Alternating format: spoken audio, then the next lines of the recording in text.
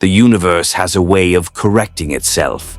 When Thanos snapped half of all life into dust, the resulting trauma didn't just echo across Earth, it tore holes in the fabric of reality itself. Dimensional barriers, already weakened by years of Infinity Stone usage, began to fracture.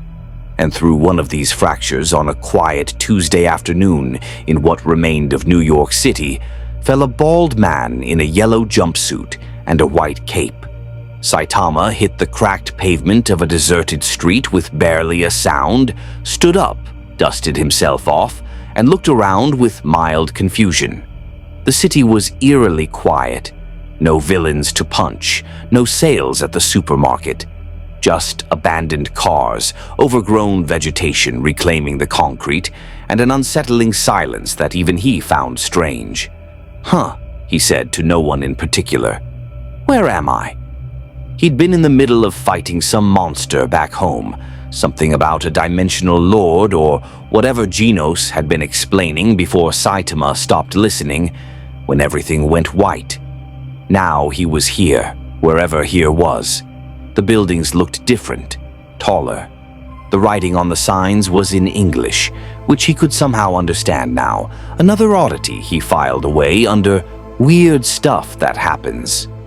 Saitama wandered through the streets, hands in his pockets, red gloves stark against the yellow of his suit. He passed a newspaper stand. The papers dated 3 weeks after what the headline called the decimation. Half the world's population gone, turned to dust by some purple alien with a magic glove. "That's rough," Saitama muttered, picking up the paper. The image showed a massive purple figure, Thanos, the article called him, and something called the Infinity Gauntlet. Apparently, this guy had snapped his fingers and killed trillions across the universe. Probably would have been a decent fight. Maybe. The sound of a jet engine made him look up. A sleek aircraft, unlike anything from his world, descended toward what the street signs indicated was Avengers compound. Saitama shrugged and started walking in that direction. Maybe someone there could explain what happened and how he could get home, or at least where the nearest supermarket was. He was getting hungry. The compound was massive, a mix of modern architecture and heavy fortification. Saitama walked straight up to the front gate, noting the advanced security systems with mild interest. Before he could knock, a woman's voice came from a speaker. "Identify yourself. This is restricted Avengers property." Saitama. "I'm lost. Can someone tell me where I am?" There was a long pause. Then, "Stay where you are." Within minutes, 3 figures emerged from the compound. A woman with short blonde hair and a tactical suit, a man with a bow and arrows, and a large green man who looked vaguely familiar, like that Monster Association guy, but American. "Who are you and how did you get past our perimeter?" the woman demanded, hand near her weapon. "I walked," Saitama said honestly. "I'm not from around here. I think I fell through some kind of portal or something. Where is this?" The 3 Avengers exchanged glances. The archer, Hawkeye, Saitama would learn later, kept an arrow nocked but not drawn. The Hulk, now Bruce Banner in a strange hybrid form, studied Saitama with scientific curiosity. "You just walked through our defenses?" Bruce asked. "Yeah. The gate was closed, so I jumped over the fence. Is that a problem?" Natasha Romanoff, Black Widow, kept her tactical assessment running. The man before them wore what looked like a costume: yellow jumpsuit, red gloves, white cape and boots.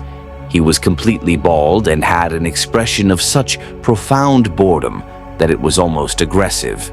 No visible weapons, no apparent enhancements, and yet he'd bypassed millions of dollars in security technology by jumping over a fence. "Come inside," Natasha finally said. "We need to talk." If you want to see more characters enter different universes, hit that subscribe button and drop the name of a character and the universe you'd want to see them in down in the comments below. Let's see what other impossible crossovers we can explore. The Avengers compound's conference room had seen better days. Maps covered one wall, tracking global chaos in the wake of the snap. Another wall displayed faces, half of them grayed out, marked as deceased or missing. The remaining Avengers sat around the table: Natasha, Bruce, Clint, Rhodey in his War Machine armor, and a woman Saitama didn't recognize who introduced herself as Carol Danvers, Captain Marvel. And then there was the hologram, a blue projection of Tony Stark, recorded before he'd left Earth. His message to Pepper serving as his goodbye. They'd been reviewing it when Saitama arrived, trying to figure out if there was any hope left. Saitama sat at the table, having accepted a cup of tea, and listened as they explained everything. The Infinity Stones, Thanos, the snap, the desperate state of the universe. He nodded occasionally, taking it all in with the same expression he used when Genos explained villain threat levels. "So let me get this straight," Saitama said after they finished. "This Thanos guy collected 6 magic rocks, put them in a glove, snapped his fingers, and killed half of everyone. That's simplifying it, but yes," Bruce said. "And now he's retired on some farm planet." "We think so. Carol went after him, but he'd already destroyed the stones. There's nothing left to undo what he did." Saitama took a sip of tea. "Have you tried just punching him really hard?" The room went silent. Clint actually laughed, but it was bitter. "We tried everything. Thor went for the head. It was too late." "Huh." Saitama set down his cup. "So what are you going to do now?" Natasha leaned forward, and for the first time since the snap, there was something in her eyes that might have been hope. "That depends. Where exactly did you come from, Saitama, and what can you do?" Saitama scratched his head, trying to figure out how to explain. "I'm a hero for fun. Back home, I deal with monsters and villains. Dragons, giant aliens, psychic espers, that kind of thing. Got my powers from doing 100 push-ups, 100 sit-ups, 100 squats, and a 10-kilometer run every single day for 3 years." The Avengers stared at him. "That's not how that works," Bruce said carefully, his scientific mind already trying to rationalize the impossible. "Worked for me." Saitama shrugged. "I can punch really hard. Also, I'm pretty much invulnerable. Haven't found anything that can hurt me yet." Rhodey leaned back in his chair. "Define really hard." "Well, I once punched a meteor that was going to destroy my city. It exploded into small pieces. And there was this alien guy who said he was the strongest in the universe. Kicked him to the moon. Oh, and I jumped back from the moon to Earth without a spaceship." The room was silent again. Carol, who'd been leaning against the wall with her arms crossed, stood up straighter. She'd traveled across galaxies, seen empires rise and fall, and developed a finely tuned sense for when someone was lying. Saitama wasn't lying. He was just stating facts with the same energy someone might use to describe their grocery list. "You're saying you have unlimited strength," Carol said flatly. "I guess. I've never really hit my limit. It's actually kind of boring." Natasha's mind was racing. She'd built a career on reading people, on finding angles and leverage. Saitama had no angle. He wasn't posturing or trying to intimidate. If anything, he seemed mildly depressed about his own power level. "Saitama," she said carefully, "would you be willing to demonstrate?" They moved to the compound's training facility, a reinforced space designed to withstand Hulk-level impacts. Bruce had set up a series of stress tests, reinforced steel plates, vibranium-laced targets, energy absorption panels. All of it state-of-the-art Stark technology. Saitama walked up to the first target, a solid steel wall 6 inches thick, and threw a casual punch. The wall didn't just break. It ceased to exist. The shockwave blew through the subsequent barriers, demolished the far wall, and kept going. Outside, they heard the sound of something crashing in the distance. An alarm started blaring. "Oops," Saitama said. "Should I have held back more?" Bruce was staring at his tablet, which showed the energy readings from that single punch. The numbers didn't make sense, couldn't make sense. That was more kinetic force than a tactical nuclear weapon. "And you weren't even trying?" Rhodey asked, his war machine HUD still processing the data. "Not really. That was like 1%, maybe less." Saitama looked genuinely uncertain. "It's hard to judge." Carol stepped forward, her own power beginning to glow around her fists. "Hit me." "What?" "I can absorb energy. I want to see what you've got. Don't hold back." Saitama looked uncomfortable. "I don't really like hitting people who aren't villains. Consider it a sparring match." Carol's eyes glowed with photon energy. "Come on, show me." Saitama sighed, then threw a punch, still casual, still restrained, but with more force than the wall. His fist connected with Carol's energy-shielded palm, and the resulting shockwave shattered every window in the facility. Carol was pushed back 15 feet, skidding across the reinforced floor, her absorption powers working overtime to process the kinetic energy. When she looked up, there was something like awe in her expression. "You could have gone harder, couldn't you?" "Yeah, sorry if that was too much." Carol laughed, actually laughed for the first time in weeks. "Too much? I've fought Kree warships. That was the first time in years someone's made me work to absorb an attack." She walked back to the group, rolling her shoulders. "He's the real deal." Clint, who'd been watching from a safe distance, spoke up. "So we've got a guy who can punch planets apart, apparently. Great. What's the plan? We don't know where Thanos is anymore, and even if we did, the stones are gone." That's when the doors to the training facility opened, and a black Audi pulled up. The door opened, and Tony Stark stepped out, looking thinner than Saitama had seen in the hologram, but very much alive. "I heard we have a guest who just punched a hole through my compound," Tony said, walking toward them with Pepper behind him. "And according to Friday's readings, he did it with less effort than I used to open a jar of pasta sauce." Saitama waved. "Sorry about the wall." Tony looked at him, really looked at him, taking in the costume, the bald head, the utterly unimpressed expression. Then he looked at his team, at Natasha's barely contained hope, at Bruce's scientific fascination, at Carol's respect. "We need to talk," Tony said. "I might have an idea. 5 years. That's how long it had been since the snap when Scott Lang emerged from the quantum realm with a desperate, impossible idea. Time travel. Or rather, time heist. The quantum realm didn't follow normal temporal rules, and if they could harness that, they could go back and get the Infinity Stones before Thanos ever assembled them. Saitama sat in the compound's expanded conference room, now including Tony, Scott, and even Thor, who'd arrived from New Asgard looking like he'd spent 5 years in a depression spiral. The god of thunder was heavier, drunker, and far less godly than the legends suggested, but his eyes still held that divine spark when he looked at Saitama. "You're not from this realm," Thor said, not quite a question.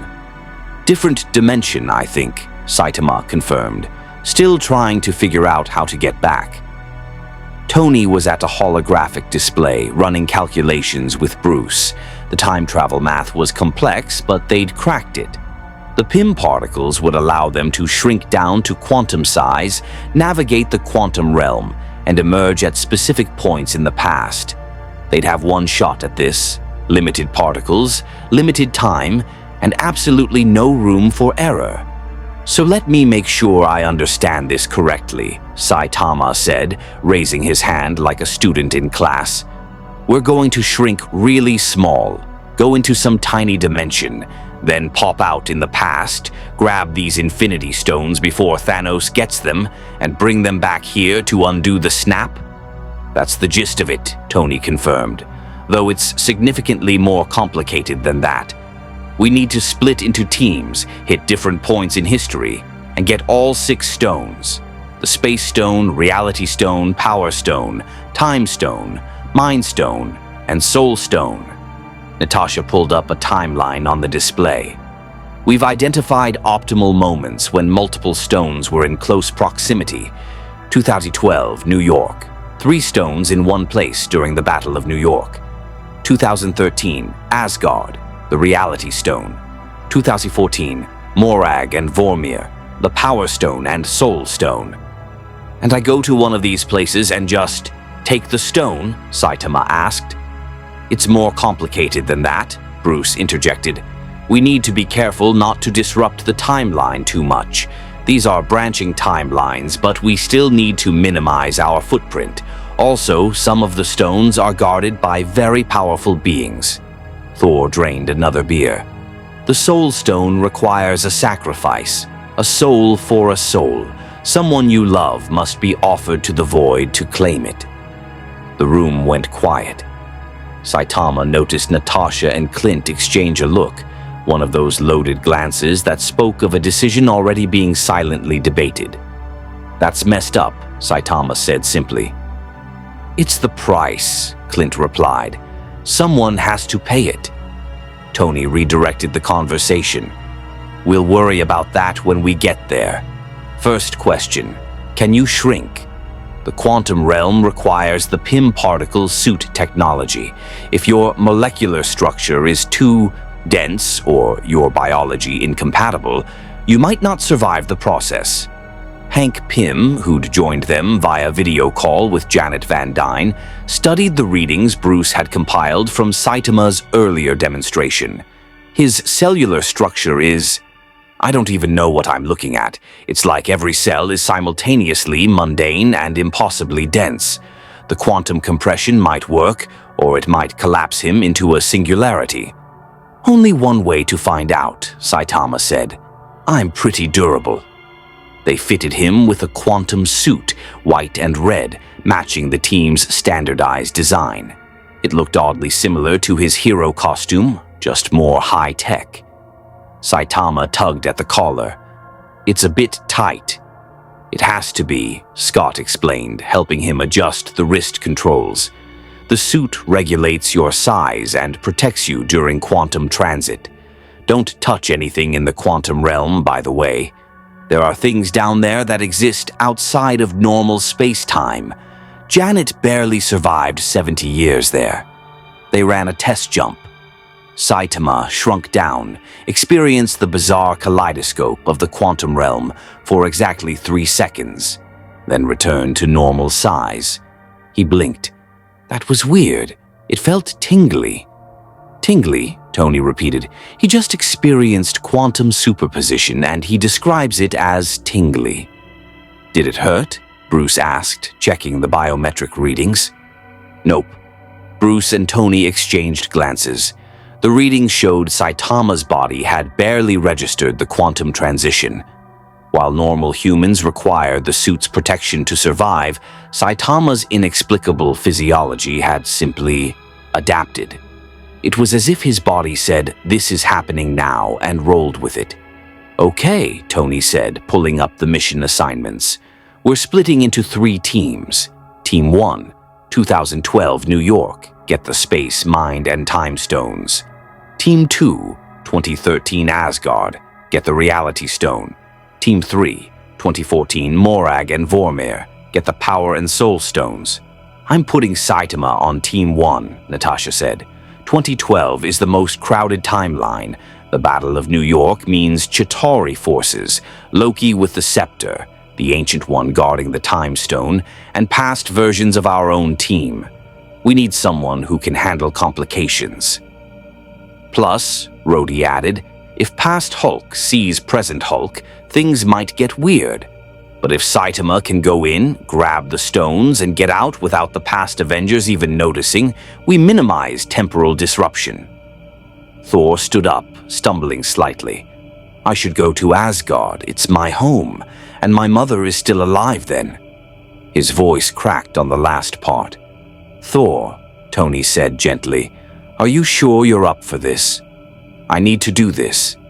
Thor straightened, some of the old God King presence returning despite his disheveled appearance. For her, for everyone. The team assignments were finalized. Team 1, Saitama, Tony, Steve Rogers, who'd arrived during the planning phase, clean-shaven and grimly determined, and Scott. Team 2, Thor and Rocket. Team 3, Natasha, Clint, Nebula, and Rhodey. They gathered on the quantum platform, suited up and synchronized. Saitama stood between Tony and Steve, looking around at the determined faces. These people had lost everything and were betting everything on one desperate plan. It reminded him of the Hero Association's darkest moments, when S-Class heroes faced extinction-level threats. We're getting everyone back, Steve said with absolute conviction. See you in a minute, Natasha added from her platform. The quantum tunnel activated. Reality stretched, compressed, and inverted. Saitama felt that tingly sensation again as they plunged into the quantum realm, through probability streams and temporal corridors, heading for a moment 5 years and 7 years ago simultaneously. The time heist had begun. New York, 2012. The Battle of New York raged around them as Team 1 emerged from quantum transit in an alley near Stark Tower. Saitama looked up to see the massive portal in the sky, Chitauri forces pouring through, and the past Avengers fighting desperately to protect the city. This is so weird, Scott said, shrinking down to ant size to avoid detection. I'm watching the real Battle of New York. This is history. Stay focused, Steve ordered, his past self visible 2 blocks away, fighting Chitauri soldiers. Tony, you and Scott get the Space Stone from past Tony after he lands with the nuke. Saitama and I will intercept Loki and get the Mind Stone from the Scepter. And the Time Stone? Saitama asked. That's complicated, Tony admitted. It's at the Sanctum Sanctorum, being guarded by the Ancient One. She's basically the most powerful sorcerer on Earth, and she can see through time itself. We'll need to convince her to give it up. They split up. Saitama followed Steve towards Stark Tower, keeping to the shadows. It was surreal, watching these heroes fighting with everything they had against an alien invasion, knowing that they'd win, but that their victory would ultimately mean nothing when Thanos snapped 5 years later.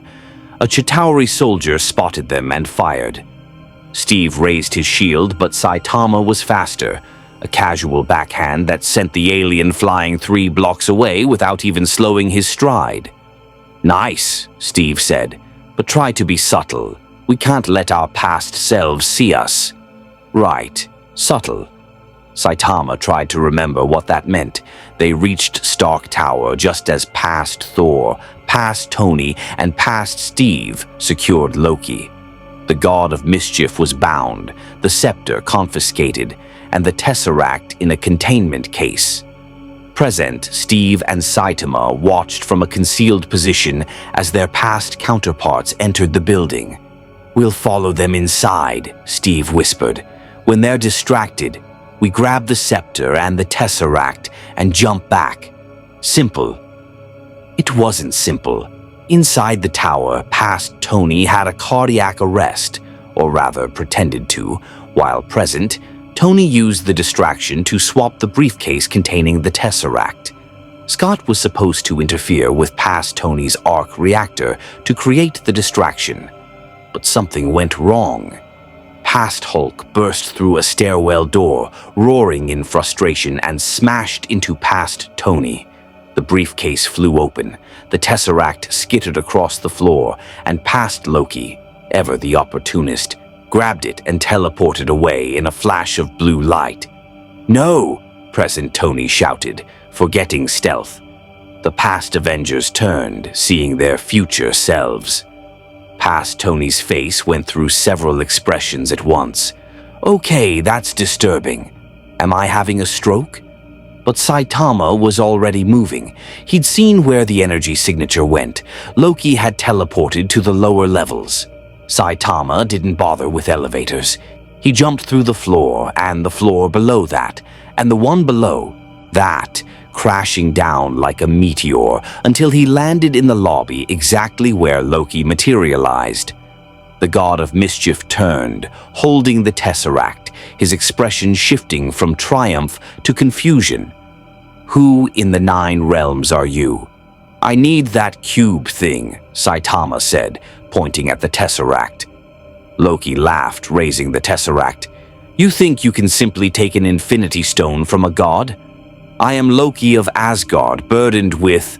Saitama plucked the Tesseract from Loki's hand mid-speech. Glorious purpose. Hey! Loki stared at his now empty hand. That's mine. Sorry, we need it to save the universe. Saitama turned to leave. Loki, never one to accept defeat gracefully, created multiple illusions of himself, surrounding Saitama with duplicates. You dare mock the god of mischief? I'll show you what happens to those who... Saitama spun in a circle, arms outstretched, creating enough wind pressure to disperse all the illusions and knock the real Loki unconscious against a wall. He caught the trickster before he hit the ground, gently setting him down. He'll be fine, Saitama said as Steve and Tony caught up via the stairs, since they couldn't jump through concrete. Tony stared. You neutralized Loki in 5 seconds. Was that bad? Should I have taken longer? No, it's just... Tony shook his head. Never mind. We still need the Mind Stone and the Time Stone, and now the past Avengers know something's wrong. Steve was already thinking tactically. Saitama, take the Tesseract to the rendezvous point. Tony and I will handle the scepter and the Time Stone. We can't risk losing the Space Stone again. Saitama nodded, pocketing the glowing blue cube in his quantum suit. He headed for the extraction point, avoiding the chaos above as past Avengers tried to figure out what was happening. Meanwhile, Steve confronted his past self in an elevator, having a brief but intense fight that ended with present Steve whispering, "Hail Hydra," to get past the strike team.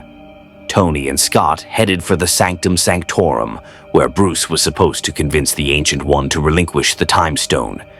At the Sanctum, Bruce waited nervously as the Ancient One studied him with those all-seeing eyes. She could perceive the timeline, see the branches, understand the consequences of every action. You want to borrow the Time Stone, she said, not a question, to undo the snap. But you don't understand the danger you're courting. The Infinity Stones create the flow of time. Remove one and you create a branch reality, a dark, incomplete world. We'll return them, Bruce promised. All of them, to the exact moment we took them. No branch realities. The Ancient One looked past Bruce, her gaze distant. Something has changed. There's a presence here that doesn't belong to this reality, an anomaly that even I cannot fully perceive. She looked directly at Bruce. You've brought something unprecedented to this moment in time. If you mean Saitama, he's with us. He's a hero. I don't doubt his heroism. I doubt the universe's ability to account for him. She was quiet for a moment, then made her decision. Doctor Strange will give you the Time Stone in the future.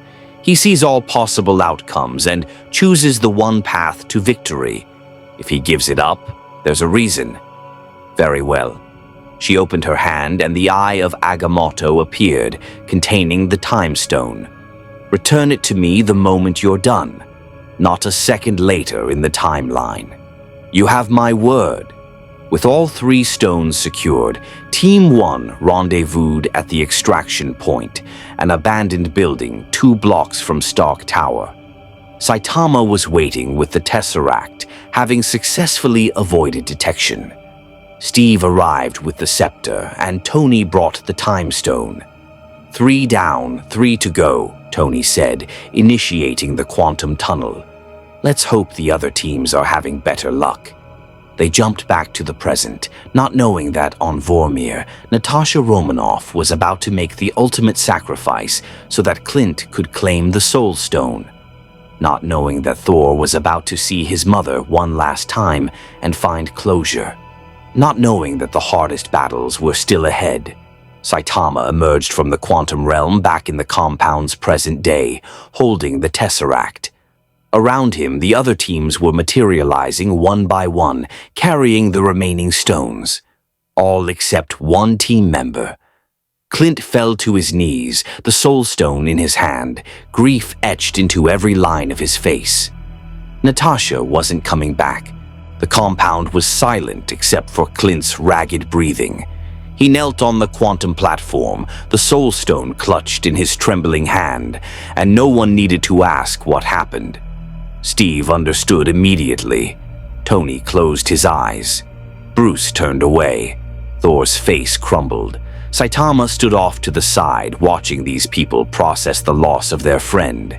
He'd seen heroes die before, had attended more funerals than he cared to count. But this felt different. Natasha Romanoff had sacrificed herself so they could have a chance to bring back billions. It was the kind of heroism that transcended universes. She made the choice, Clint finally said, his voice hollow. We fought over it, both of us ready to jump. But she was faster. He looked up at the others, tears streaming down his face. She said to tell you all that this was worth it, that bringing everyone back was worth everything. Tony walked to the edge of the platform and picked up the Soul Stone, studying its orange glow. Then we don't let her sacrifice mean nothing. We finish this. They moved to the lab where Tony and Bruce had been constructing something for the past few hours, a new gauntlet. Not the crude infinity gauntlet that Thanos had used, but a sleek piece of Stark technology designed to harness all 6 stones simultaneously. It was made of nanobots, similar to Tony's current armor, capable of adjusting to whoever wore it. Rocket and Bruce carefully placed each stone into the gauntlet. Space, reality, power, mind, time, and soul. With each addition, energy crackled across the surface, the combined power of the Infinity Stones resonating together for the first time since Thanos destroyed them. The question is, Tony said, studying the gauntlet, who's going to wear it? I'll do it, Thor said immediately, reaching for the gauntlet. Steve stopped him with a gentle hand on his shoulder. Thor, you're not in the right headspace. Look at you. I'm the strongest Avenger, Thor protested, electricity crackling around his body. I can withstand the power of the stones. Right now you're in no condition, Tony said more bluntly. You're drunk, depressed, and out of shape. The gamma radiation alone would kill you before you could snap. I'll do it, Bruce said quietly. All eyes turned to him. The stones emit primarily gamma radiation. I was made for this. My body can handle it better than any of yours. Saitama, who'd been listening quietly, spoke up. What happens to the person who uses the gauntlet? Thanos nearly died, Rhodey answered, and he was one of the most powerful beings in the universe. For a human, or even an enhanced individual, the energy surge could be lethal. So this is another sacrifice, Saitama said flatly. It's the only way, Bruce insisted, and I'll survive it. I have to. Saitama looked at the gauntlet, then at Bruce, then back at the gauntlet. Let me do it. The room erupted in protests. Tony started listing reasons why that was a terrible idea. Steve tried to explain that they couldn't ask that of him. Even Scott chimed in about how insane it was. Listen, Saitama said, cutting through the noise. I don't know if I can die. I've never been hurt, never been sick, never felt pain from anything. If there's even a chance that using this thing could kill someone, it should be me. Because if it can't kill me, then problem solved. And if it can, he shrugged. At least I'll finally know my limit. That's the most depressing reason to volunteer I've ever heard, Tony said. He's right, though, Bruce said reluctantly. If his durability extends to energy manipulation on a cosmic scale, he might be the only one who can use the gauntlet without consequences. Carol, who'd been standing guard at the entrance, stepped forward. I could do it. I've absorbed the power of an infinity stone before. That's how I got my abilities. I might be able to handle all 6. Might being the operative word, Rhodey countered. Saitama's already shown he can handle energy outputs that would vaporize anyone else. The debate continued for another 10 minutes until Steve made the final call. We test it. Saitama, you put on the gauntlet but don't snap. We see if you can withstand the initial energy surge. If you can't, Bruce does it. Agreed? Saitama nodded and walked to the gauntlet. It sat on a specialized cradle, humming with barely contained power. He reached out and picked it up, the nanobots immediately flowing across his hand and up his arm, forming a perfect fit. The reaction was immediate. Energy exploded outward, not violently but radiantly. All 6 infinity stones blazed with light, their power channeling through Saitama's body. The others shielded their eyes as reality itself seemed to warp around him, space and time bending to accommodate the sheer force of the stones working in concert. Inside the energy maelstrom, Saitama felt something. Not pain exactly, but pressure, like wearing a shirt that was slightly too tight. The stones were trying to overwhelm him, to burn through him with enough power to reshape entire universes. And they were failing. His body simply absorbed the energy, adapted to it, contained it as if cosmic power was just another afternoon workout. How does it feel? Tony called out, his sensors going haywire trying to measure the energy output. Tingly, Saitama said, like before, but more. Bruce was staring at the readings in disbelief. He's not just withstanding the energy, he's neutralizing it. The stones are trying to unleash their full power, and his body is just saying no. Can you snap? Steve asked. Saitama looked down at his gauntlet-covered hand. All he had to do was snap his fingers, and everyone who'd been dusted would come back. Natasha's sacrifice would mean something. These people could have their friends and family again. What do I think when I snap? Saitama asked.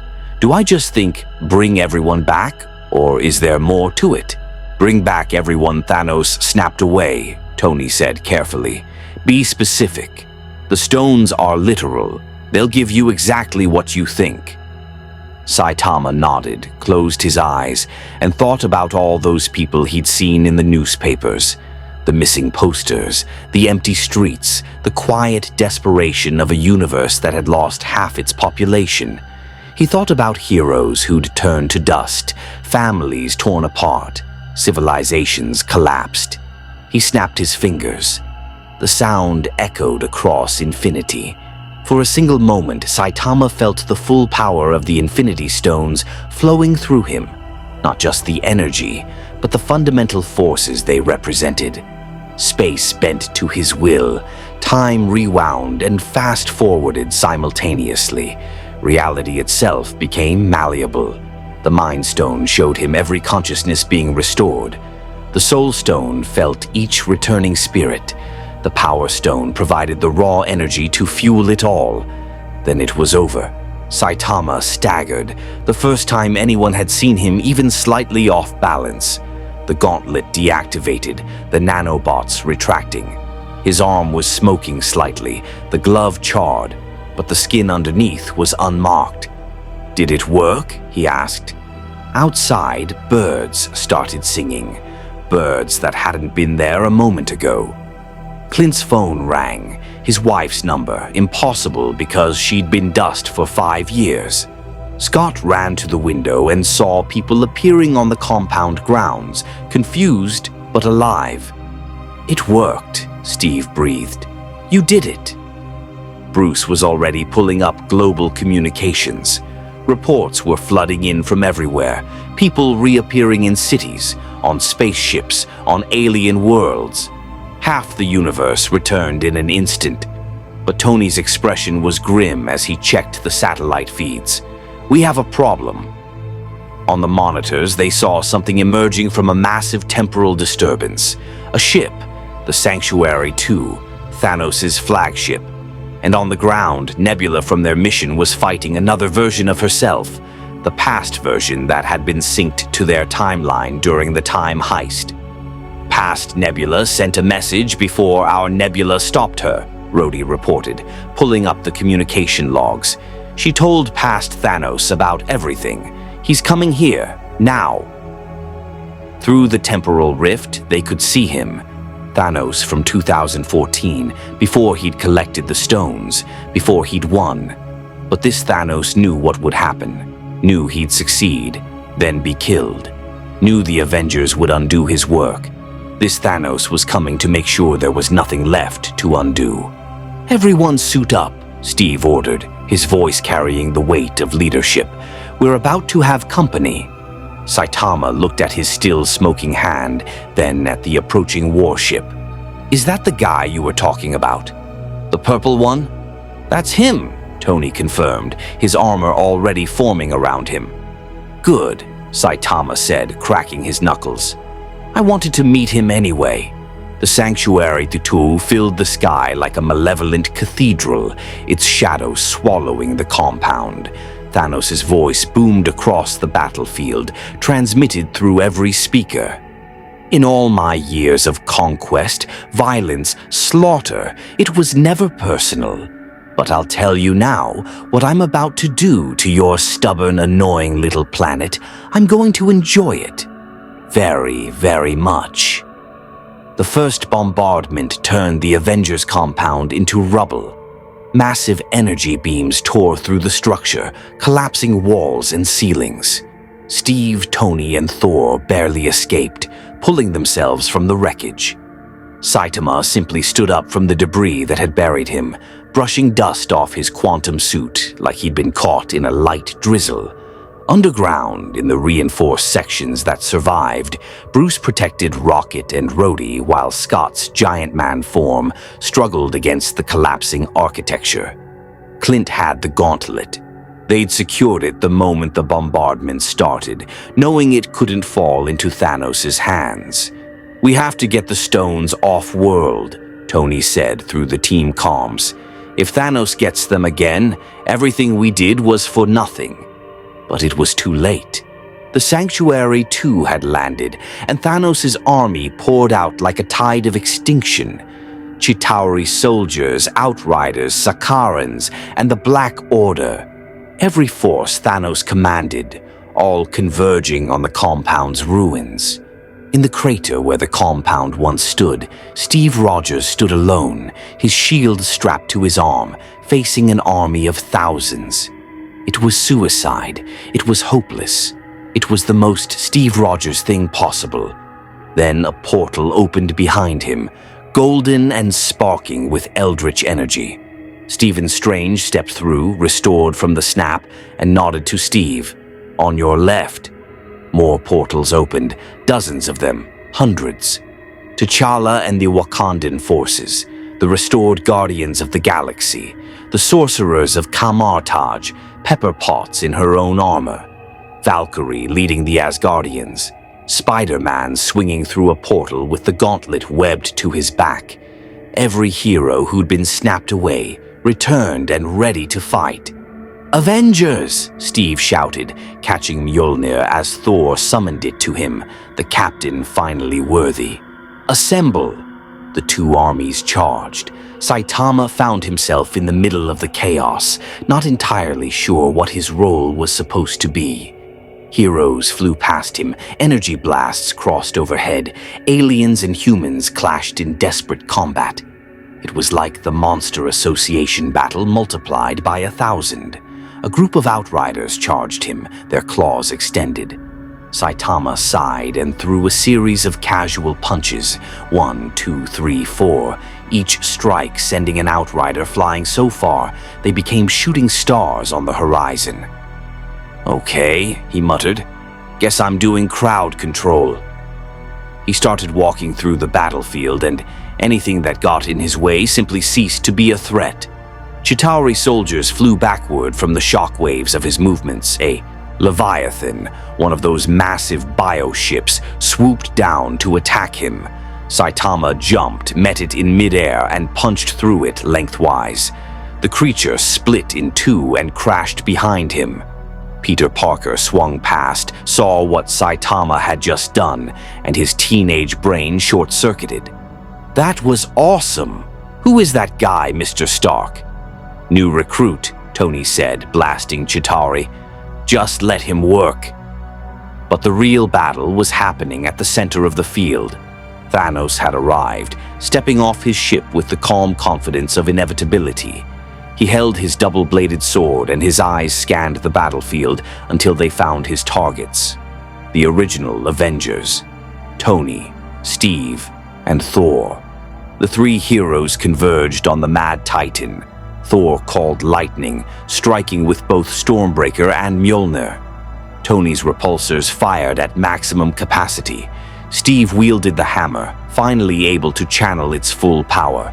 Together, they were magnificent. Thanos fought them all and was winning. He caught Stormbreaker mid-swing, turned and used it to slam Thor into the ground. His sword blocked Tony's unibeam and shattered part of the nanotech armor. When Steve came at him with Mjolnir, Thanos' blade met the hammer and, impossibly, began to chip it. With a final devastating strike, he shattered Captain America's shield, the indestructible vibranium breaking under the force of Thanos' attack. Steve Rogers, bloodied and beaten, struggled to his feet. His shield was destroyed. His teammates were down. The army was being overwhelmed, but he tightened the strap on what remained of his shield and walked toward Thanos anyway. "In all my years of conquest," Thanos said, almost respectful, "violence, slaughter, it was never personal. But what I'm about to do to your stubborn, annoying little planet, I'm going to enjoy it." He raised his hand and his entire army stopped fighting. Every soldier, every ship, every creature turned towards Steve Rogers. Thanos was going to erase him with overwhelming force. Steve stood alone, ready to face an entire army for as long as he could stand. Then Saitama walked up beside him. "Hey," the bald hero said casually. "Is that the guy we're fighting?" Steve looked at him, bloodied but unbowed. "That's him." "Cool. Want me to handle it?" Before Steve could answer, Thanos gestured forward. "Bring me that gauntlet," the army charged. Saitama stepped forward, wound up, and clapped his hands together. The shockwave was apocalyptic. Air compressed and exploded outward in a wall of force that swept across the battlefield like the hand of an angry god. Thousands of Chitauri soldiers were blown backward. Leviathans tumbled from the sky. Even the Sanctuary 2 hovering above was pushed upward by the blast. When the dust cleared, a massive semicircle of devastation spread out from where Saitama stood. The ground was scoured clean. Enemies that had been charging were now unconscious or fleeing. And in the center of it all, Saitama stood with his hands in his pockets, looking mildly satisfied. "There," he said. "That should help." The heroes stared. The villains stared. Even Thanos stopped, his expression shifting from confidence to something that might have been concern. "What?" Strange said, his eye twitching. "What is that?" "That's Saitama," Tony said weakly. "He's from another dimension." "Is he a god?" "No, he just worked out really hard." Strange looked at Tony like he'd lost his mind, then looked back at Saitama. "That's not how that works." "I know." Thanos had seen many powerful beings across the universe. He'd fought Thor at full power, battled the Hulk, destroyed Xandar, and claimed the Infinity Stones. But this bald human in a ridiculous costume had just neutralized half his army with a clap. "Interesting," Thanos said, gripping his sword tighter. "Come then, warrior, show me what you're made of." Saitama looked at Steve. Can I fight him, or is there some hero protocol I need to follow? Steve, still processing what he'd just witnessed, nodded. He's all yours. Thanks. Saitama walked toward Thanos, crossing the devastated battlefield with his hands still in his pockets. The Mad Titan watched him approach, analyzing his opponent's gait, looking for weaknesses. He found none. I am Thanos, the Titan announced. I have conquered worlds, toppled empires, and reshaped reality itself. What are you? I'm Saitama. I'm a hero for fun. He stopped about 10 feet away. You killed a lot of people with that finger snap thing. That was pretty messed up. It was necessary. The universe required balance. Yeah, I've heard that excuse before, usually from the monsters I punch. Saitama's expression remained bored, almost disappointed. Are you going to be tough? The last universe-threatening guy I fought went down in one hit. Thanos smiled grimly. I am no mere monster. He lunged forward with shocking speed, his blade cutting through the air where Saitama's head had been. But Saitama had simply leaned to the side, the massive sword passing harmlessly by.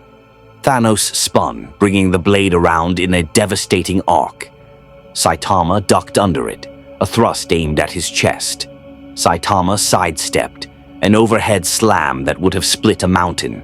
Saitama took one step back. The Mad Titan was moving faster now, his attacks a blur of lethal precision. His sword could cut through vibranium, had defeated Earth's mightiest heroes, was forged to kill gods. It couldn't touch Saitama. Stand still, Thanos roared, frustrated for perhaps the first time in centuries. Sorry, Saitama said, still dodging effortlessly. You're pretty fast, but I've fought faster. Thanos tried a different approach. He dropped his sword and threw a punch, a strike backed by the raw strength that had beaten the Hulk, that had crushed civilizations. His fist moved like a meteor. Saitama caught it with one hand. The shockwave from the blocked punch created a crater beneath their feet. Thanos pushed harder, veins bulging in his arm, drawing on every ounce of his legendary strength. Saitama's hand didn't move. My turn, Saitama said, and flicked Thanos in the forehead. The Mad Titan flew backward, tumbling across the battlefield like a skipping stone before crashing through the wreckage of his own ship. He rose slowly, purple blood trickling from his brow, the first time he'd been injured in years. Around the battlefield, both armies had stopped fighting to watch. Heroes and villains alike stood transfixed as this bald human in a yellow and white suit treated Thanos like a minor inconvenience. Thanos retrieved his sword and charged again, abandoning strategy for raw aggression. He was the eternal warrior, the conqueror of worlds, and he would not be defeated by some unknown fighter. Saitama blocked the sword with his finger. This is disappointing, Saitama said, genuine sadness in his voice. Everyone kept saying how strong you were, how you destroyed half the universe. I thought maybe you'd finally be someone who could give me a real fight. He pushed gently and Thanos stumbled backward. But you're just another villain with a stupid plan who thinks he's special. Saitama's fist cocked back. And I'm just a guy who's a hero for fun. Wait, Thanos started. Consecutive normal punches. Saitama's fists became a blur. Each punch was normal by his standards, which meant each one hit with enough force to level a city block. Thanos' armor shattered. His sword broke. His body was pummeled by an onslaught that made his battle with the combined might of Earth's heroes look gentle by comparison. When Saitama stopped, Thanos collapsed to his knees, beaten in a way he'd never been beaten before. Not defeated by cosmic power or mystical weapons or even the combined might of an army. Defeated by a hero who was just really, really strong. Stay down, Saitama said, turning away. It's over. Thanos knelt in the rubble, his legendary armor shattered, his sword broken, his pride demolished. Blood, vivid purple against the gray devastation, dripped from dozens of wounds that his regeneration struggled to heal. For the first time in his long, violent life, the Mad Titan had met something he couldn't conquer, couldn't strategize against, couldn't overcome through will or power. He'd met someone who was simply stronger. Impossible, Thanos rasped, looking up at Saitama's retreating back. I am inevitable. I am... You're beaten, Tony said, landing beside the fallen Titan with his repulsors charged. Steve approached from the other side, carrying the broken pieces of his shield. Thor limped over, Stormbreaker in hand and lightning crackling weakly around him. The three original Avengers stood over their greatest enemy, the being who'd killed trillions and haunted their nightmares for 5 years, and he'd been taken down by a bored-looking bald man in under 2 minutes. We should secure him, Steve said, though he was still processing what he'd just witnessed. Make sure he can't escape, or... Thanos laughed. It started as a wheeze, then built into something manic and broken. Secure me? You think it matters? You've won this battle, but you've proven my point. What point? Tony demanded. That the universe requires balance. That power without check leads to chaos. Thanos gestured weakly towards Saitama, who was helping Spider-Man untangle himself from some wreckage across the battlefield. That being has limitless strength, no apparent weaknesses, and the temperament of a child. What happens when he grows bored of heroism, when he decides the universe should bend to his will? You've replaced one threat with something far worse. He's not a threat, Steve said firmly. He's a hero. All heroes believe that, until they don't. Thanos coughed more blood. I've seen beings of immense power across the cosmos, gods, cosmic entities, reality warpers. They all eventually break. They all eventually decide they know better than everyone else. Your bald friend will be no different. You're wrong, Thor said, his voice carrying divine authority despite his disheveled appearance. I am a god.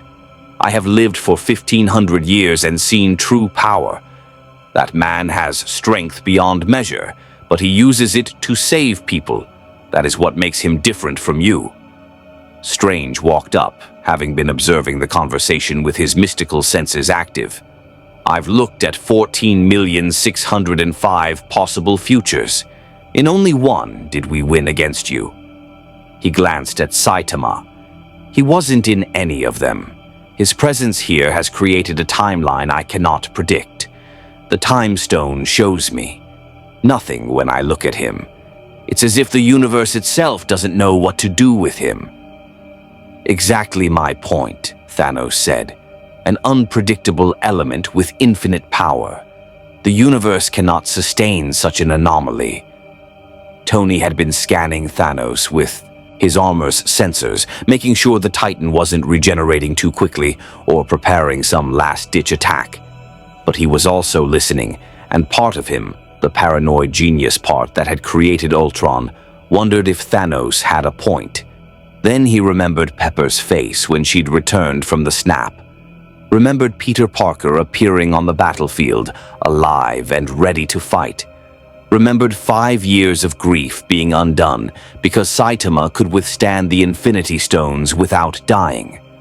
Here's the difference between you and him, Tony said, crouching down to look Thanos in his defeated eyes. You killed trillions because you thought you knew better. He saved trillions because it was the right thing to do. You chose destruction. He chose heroism. That's why you lost. Across the battlefield, the army Thanos had brought was retreating. Without their leader's will driving them forward, the Chitauri and Outriders were fleeing through their ships, abandoning the fight. The Black Order, what remained of them, were attempting to reach Thanos. But various heroes were ensuring they didn't get close. Corvus Glaive charged through the ranks, determined to save his master. He made it 3 steps before running into Carol Danvers, who was glowing with photon energy and had spent 5 years waiting for this moment. The fight lasted exactly as long as it took Carol to grab his weapon and break it over her knee. "That's for every planet you destroyed," she said, then punched him into low orbit. Nebula stood over her past self, the version that had betrayed them. The body was deactivated, circuits fried from the earlier fight. She felt nothing looking at what she used to be, a weapon in Thanos' hand, tortured into obedience. Now she was something else, something better. "Hey!" Drax appeared beside her with Mantis and a very confused-looking younger Gamora who'd been brought from the past timeline. "We killed all the ones over there. Are we winning?" "Yes," Nebula said simply. "We're winning." Rocket and Groot were helping evacuate civilians who'd appeared when the snap was reversed, people who'd been at the compound or nearby when they were restored. Bucky and Sam provided air support, keeping any stragglers from Thanos' army from reaching the vulnerable. The Wakandans had formed a perimeter, their shields and spears holding against any attempted assault. It was over.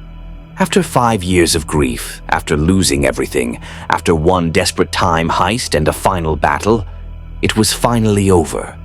But Strange's words hung in the air, an anomaly the universe doesn't know what to do with.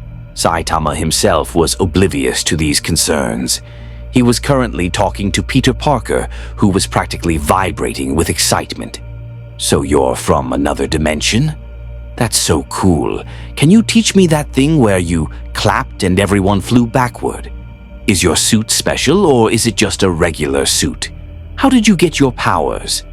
Mr. Stark said you worked out, but that can't be right because I work out and I'm not that strong, and I got my powers from a radioactive spider bite, so I did 100 push-ups, 100 sit-ups, 100 squats, and ran 10 kilometers every day for 3 years, Saitama said patiently. That's really all there is to it. But that's just a normal workout. That shouldn't give you infinite strength. I know, right? I think maybe I broke my limiter or something. There was this crab monster on the 3rd year, and after I beat him, I realized I'd gone bald, and nothing could hurt me anymore. Peter's teenage brain tried to process this information and failed completely. That makes no sense. Yeah, it confused me too. Strange approached, his cloak of levitation billowing behind him. Saitama, isn't it? I need to speak with you about your presence in this reality. Am I in trouble? Saitama asked, genuinely uncertain. No, but you are a complication. Strange gestured, and golden geometric patterns appeared in the air, showing timelines branching and converging. The time stone allows me to see possible futures, but when I look at any future that includes you, the visions become scrambled, incoherent. It's as if reality itself can't calculate what you'll do or what effect you'll have. Is that bad? I don't know. That's what concerns me. Strange studied Saitama with the intensity of someone trying to solve an impossible equation. You shouldn't exist. Your power level violates fundamental laws of physics. Your presence here violates dimensional barriers that are meant to keep realities separate. And yet, here you are, having saved this universe with apparently no effort. I used a little effort, Saitama said. The Infinity Gauntlet was tingly. You withstood the combined power of all 6 Infinity Stones and described it as tingly. Strange pinched the bridge of his nose. Do you understand how that shouldn't be possible? Those stones are fundamental forces of creation. Each one alone can unmake reality. Together, they nearly killed Thanos, and he was one of the most powerful beings in the cosmos. Sorry? Saitama offered, not really sure what Strange wanted him to say. Before Strange could continue his existential crisis, Wong appeared through a portal. Strange, the Masters are concerned. The dimensional barriers are destabilizing further. Whatever brought him here is getting worse. Saitama perked up. Does that mean I can go home? Possibly, but the instability is spreading. Rifts are opening across multiple realities.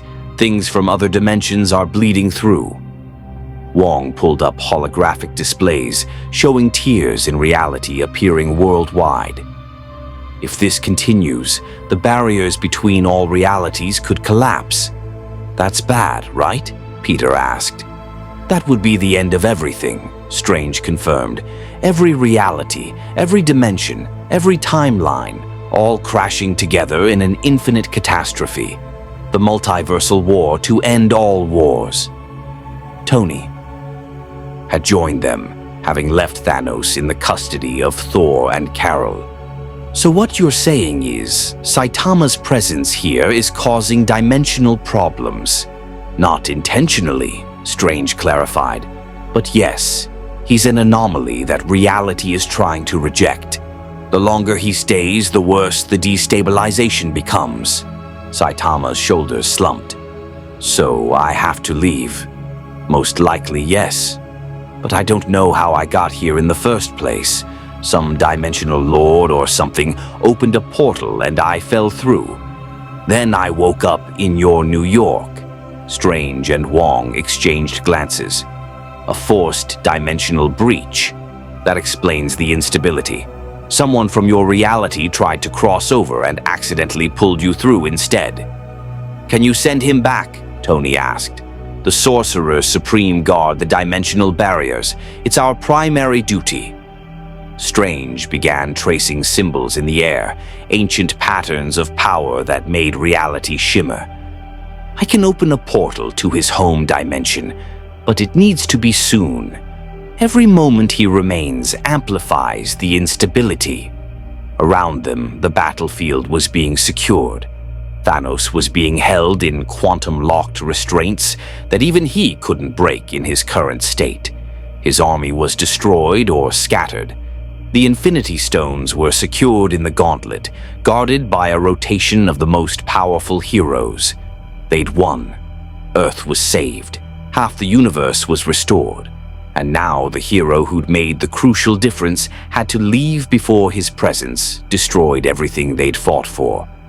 I need 30 minutes to prepare the ritual, Strange said. Say your goodbyes. Saitama looked around at these heroes, people he'd known for less than a day but had fought beside against impossible odds. They were good people, brave people, the kind of heroes he could respect. Okay, he said quietly. 30 minutes. The heroes gathered in what remained of the Avengers compound's courtyard. Temporary shields had been erected to protect against the elements, and emergency lights cast long shadows across the assembled crowd. It felt like a wake and a celebration simultaneously, victory tempered by loss and parting. Saitama stood in the center while Strange and Wong prepared the dimensional portal, tracing intricate patterns that would pierce through reality's fabric and send him home. The process was delicate. One mistake and Saitama could end up in some nightmare dimension, or worse, the portal could tear open permanently and flood this reality with whatever existed between worlds. So you're really leaving, Peter said, having attached himself to Saitama's side. The teenager had been asking questions non-stop for the past 20 minutes. But you just got here. There's so much cool stuff I wanted to show you. We have the internet, and pizza, and... I'm pretty sure his dimension has those things too, kid, Tony said, though he wore his own expression of regret. He walked up to Saitama and extended his hand. For what it's worth, thank you. You didn't have to help us. You could have just tried to find a way home on your own, but you stayed, you fought, and you saved everyone. Saitama shook his hand. It's what heroes do. Even in different universes, I guess. That training regimen of yours, Tony continued, unable to help himself. 100 push-ups, sit-ups, squats, and a 10-kilometer run. Every day for 3 years. That shouldn't work. That defies every law of biology, physics, and common sense. I know. It surprised me too. Tony laughed despite himself. Of course it did. He stepped back, his expression growing more serious. Listen, in the past few hours, you've done what our team couldn't do in 5 years. You brought everyone back without dying, beat Thanos in a fair fight, and made it look easy. I don't have words for that. It wasn't that hard, Saitama said, and the genuine modesty in his voice made it worse somehow. He was pretty tough, definitely stronger than the average monster back home. Steve Rogers approached next, still holding the broken pieces of his shield. In my 100 years on Earth, I've met a lot of heroes. Soldiers, gods, enhanced individuals, people with powers beyond imagining. But I've never met anyone quite like you. Is that good or bad? Good, Steve said firmly. You have power that could destroy planets, but you use it to save people. That's what defines a hero. Not the strength, but the choice. He held out his hand, and when Saitama took it, Steve pulled him into a brief hug. Thank you for fighting with us. I wish you could stay. Thor stepped forward, looking more sober than he had in years. The battle and seeing his fellow Avengers united had reminded him of who he used to be. Saitama, son of... What was your father's name? I don't really talk about my parents. Very well. Saitama of the Yellow Cape. Thor placed a hand on his shoulder. You have the heart of a warrior and the strength of a god, yet you wield both with humility. The halls of Valhalla sing of heroes like you. Should you ever return to this realm, Asgard, what remains of it, would welcome you as an honored friend. Thanks, Saitama said, genuinely touched despite his usual emotional distance. Bruce approached, still in his Hulk hybrid form. His right arm was heavily bandaged where he'd used the gauntlet in the original timeline. In this reality, he'd been spared that sacrifice. I've been analyzing the readings from when you used the Infinity Stones. Your body didn't just withstand the energy, it somehow stabilized it, made it safer.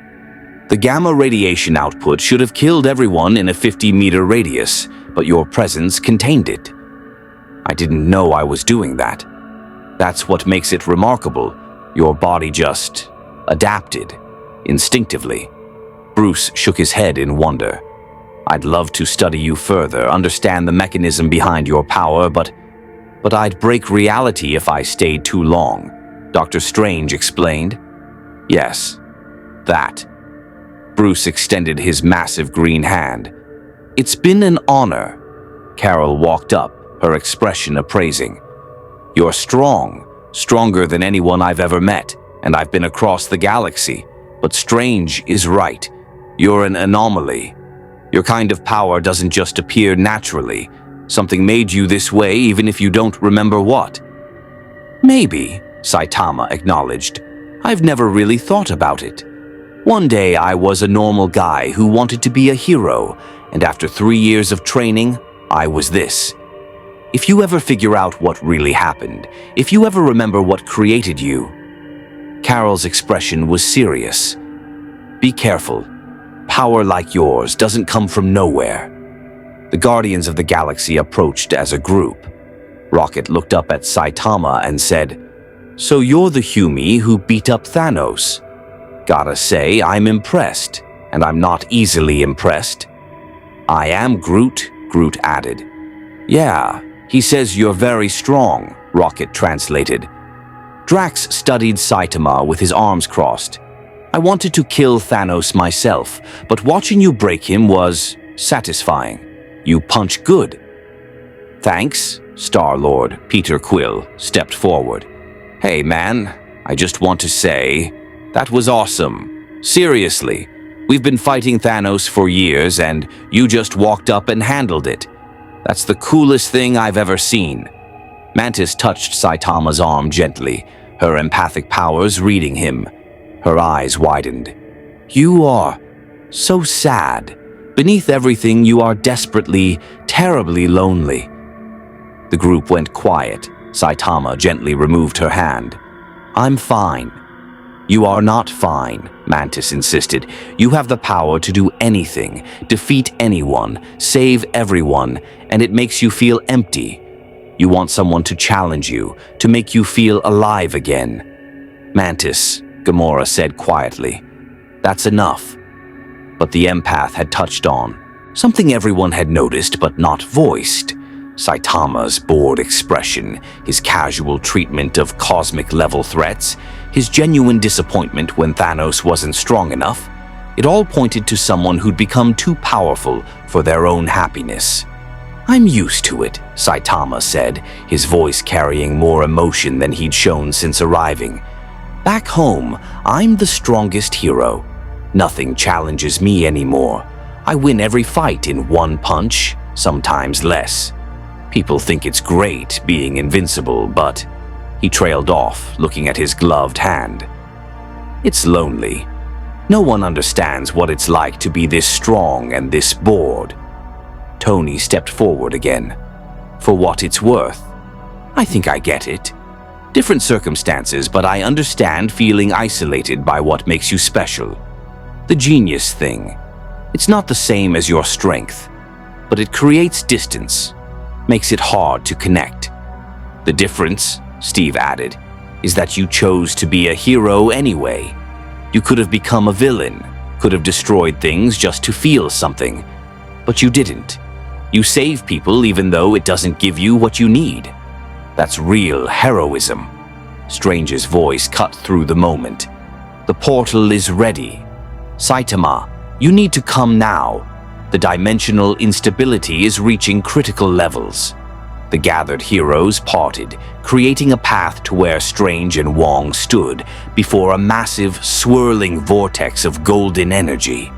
Through it, they could glimpse another world, towering buildings, different stars, a reality that wasn't their own. That's your home, Strange said. The dimensional signature matches the breach that brought you here. Step through and you'll return to your reality at approximately the same moment you left. Saitama walked toward the portal, then stopped and turned back. Thank you for letting me help. I know I'm not from here and I probably made things complicated, but he struggled for words. It was nice, fighting with other heroes again, people who understood. You're welcome here any time, Natasha said, and then stopped, remembering she died in the other timeline. In this reality, she'd lived because Saitama survived the gauntlet. She touched her chest over her heart, still marveling at being alive. You saved me. You saved all of us. We won't forget that. Peter Parker wiped his eyes. Can't you stay just a little longer? I wish I could, kid.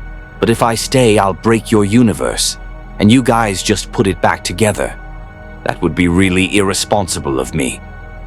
Will you be okay? Peter asked. Back in your world, being lonely?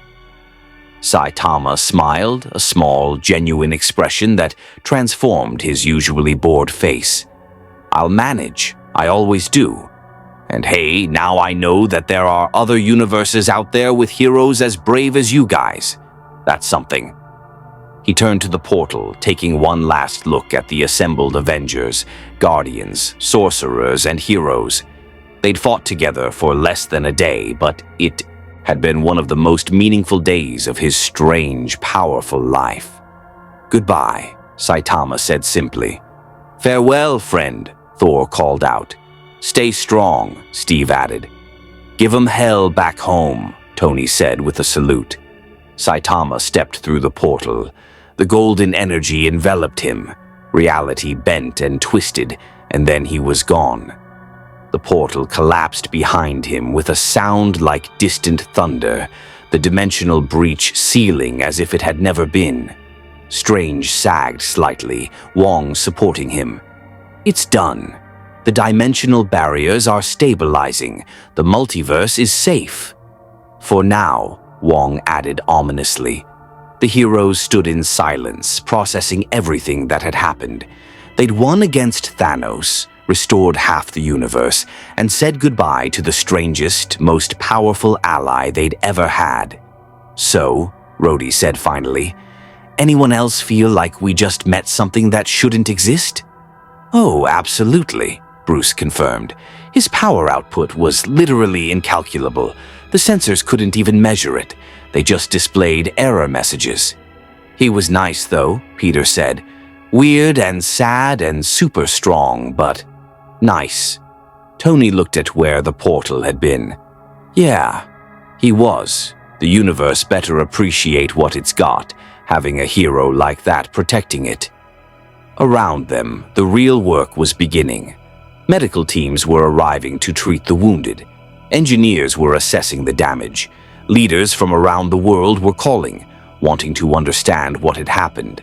The Infinity Stones needed to be dealt with, returned to their proper timelines, as Strange had explained.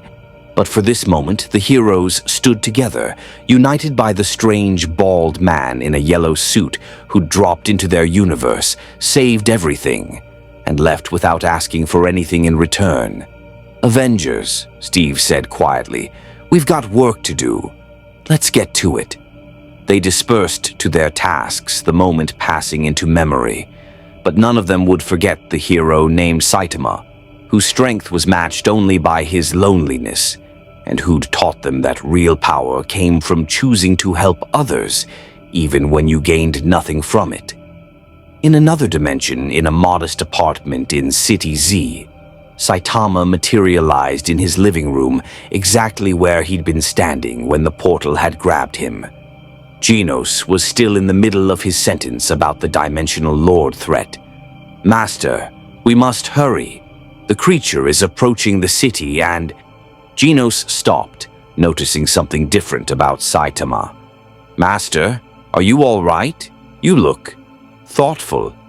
Yeah, Saitama said softly, remembering battles and heroes and a universe that had needed him. I'm fine, Genos. Just thinking about something. What were you thinking about? Saitama looked at his gloved hand, remembering the Infinity Gauntlet, remembering Thanos falling before him, remembering heroes who'd fought with everything they had and never gave up. That being strong isn't everything, he said, finally. But using that strength to protect people, that's what makes you a hero. That is very profound, Master. Did you read that in a manga? Something like that. Come on, you said there's a monster attacking. Let's go be heroes. As they headed out, Saitama smiled to himself. The battle had been too easy. Thanos hadn't been the challenge he'd hoped for, and he was back to the same lonely existence as before. But for a few hours, he'd been part of something larger. He'd fought alongside other heroes, protected a universe, and made a difference. Maybe that would be enough, for now. 3 months after the Battle of Earth, the universe was still healing. Cities rebuilt, families reunited, governments reformed. The Avengers had become legend, not just Earth's heroes, but symbols of hope across the galaxy. And threaded through every story, every retelling, was the mysterious warrior in yellow who'd appeared from nowhere, defeated Thanos, and vanished. Tony Stark stood in his workshop, studying holographic data that shouldn't exist. After Saitama left, he'd compiled every sensor reading, every energy signature, every impossible data point from the brief time the interdimensional hero had spent in their reality. The numbers still didn't make sense. Friday, run the simulation again. Sir, I've run it 463 times. The results remain consistent. Impossible. Run it again anyway. The hologram displayed Saitama's casual punch that had knocked Thanos across the battlefield. Frame by frame, Friday broke down the kinetic energy, the force distribution, the shockwave propagation. According to every law of physics, that punch should have created a nuclear-level explosion. Instead, somehow the force had been perfectly focused, all impact, no collateral damage. He was controlling it, Tony muttered. Even when he said he wasn't trying, he was subconsciously regulating the output to avoid killing everyone around him. The level of control required would be beyond anything in our database, sir. I know, Tony dismissed the hologram. Log it under things I'll never understand and seal the file. If anyone asks about Saitama, tell them he's classified. But people were asking. The battle had been witnessed by thousands, restored civilians, military personnel, heroes from across the galaxy. The footage was grainy, chaotic, but enough existed to prove that someone impossibly powerful had been there. Conspiracy theories bloomed overnight. Some claimed Saitama was a secret weapon the Avengers had kept hidden. Others insisted he was an alien, a god, or a time traveler. A few got closer to the truth, suggesting he was from another dimension entirely. The heroes who'd fought alongside him kept the secret, but it wasn't easy. Peter Parker sat in his Queen's apartment, sketching in his notebook. He'd drawn Saitama dozens of times. The bored expression, the yellow suit, the moment he'd clapped and wiped out half of Thanos' army. Each drawing tried to capture something Peter had felt standing next to him. The overwhelming sense of power held in check by choice. "You okay, Peter?" May asked, bringing him tea. She'd been dusted and returned, still processing the 5 years that had passed in what felt like seconds to her. "Yeah, just thinking about the battle." He set down his pencil. "There was this guy, May. He was so strong that he made everyone else look weak. But he was sad, lonely, like being powerful had cost him everything. Sounds like he needed friends. He had them. He just couldn't stay." Peter looked at his sketch. "I hope he's okay wherever he is." In New Asgard, Thor stood before the ocean, Stormbreaker in hand, looking healthier than he had in years. The battle had reminded him who he was, not just the god of thunder, but a protector, a warrior, a king who'd failed his people but could still redeem himself. "You're thinking about him," Valkyrie said, walking up beside him. "The bald one." "Yes." Thor smiled slightly. "In 1,500 years, I have met many warriors, none quite like him. He embarrassed you, you know, took down Thanos faster than you, me, and Cap combined." "He embarrassed everyone," Thor corrected. "But that is not why I think of him. I think of him because he showed me something I had forgotten." "What's that?" "That strength without purpose is meaningless. He had infinite power and used it to save people, not rule them. He could have conquered our world in minutes, but instead he asked permission to help." Thor turned to Valkyrie. "That is worthier than any title or throne." At the Sanctum Sanctorum, Dr. Strange meditated in the eye of Agamotto's chamber. The Time Stone returned to its proper place in the timeline. He'd been monitoring the dimensional barriers since Saitama's departure, watching for any signs of instability. Wong entered quietly. Still watching. Always. Strange didn't open his eyes. The barriers have stabilized, but the readings are unusual. How so? There are echoes, dimensional ripples where Saitama existed in our reality. It's as if the universe is still trying to process his presence, even weeks later. Strange finally looked at Wong. "I've consulted every text, every ancient scroll. Nothing describes anything like him. Perhaps he's unique, one of a kind across all realities. That's what concerns me. The multiverse operates on patterns, laws, fundamental rules. Saitama breaks all of them simply by existing." Strange created a golden mandala in the air, showing probability streams. "I've looked at futures again, millions of them, and in a small percentage I see him returning. Is that good or bad? I don't know. The timelines where he returns are chaotic. Not necessarily better or worse, just unpredictable. He's a wild card the universe can't account for. Should we prepare for his return?" Strange dismissed the mandala. "How do you prepare for something that defies preparation?